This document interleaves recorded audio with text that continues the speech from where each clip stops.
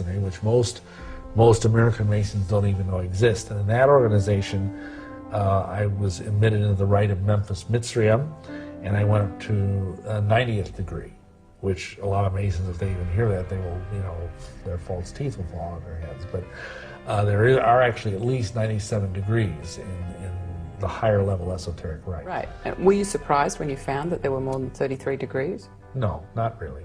See, here's how this works.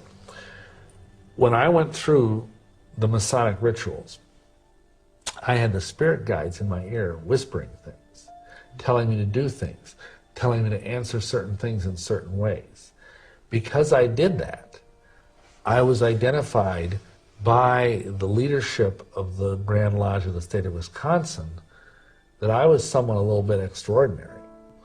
And see, that's one of the ways in which I ultimately got contacted by the Illuminati, is because the spirit guides had given me certain key things to say, key things to do, even gestures to make, stuff like that, that would identify me as being someone who was worthy of more light. You see, that's what they promise in all the Masonic degrees. They say, you get light, you get further light, you get more light. And of course, where does this light come from? Well, if you read the writings of the Masonic leaders, that comes from Lucifer. And how many Masons know that? Maybe 1 in 1,000, but most of them don't have a clue unless they bothered to toddle upstairs and read the books that are in their own Masonic libraries, like I did. How many Master Masons know that there are Satanists among them?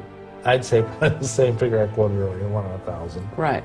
Since Catholics are strictly forbidden to be Masons, why were you being asked to do two opposite things? What people don't realize is that the Catholic Church helped start the Masons. And that, for example, the Scottish Rite, most of the degrees in the Scottish Rite were written by Jesuits. So even though there is this apparent antipathy between the Masons and the Catholics, to the point that up until John Paul II's reign,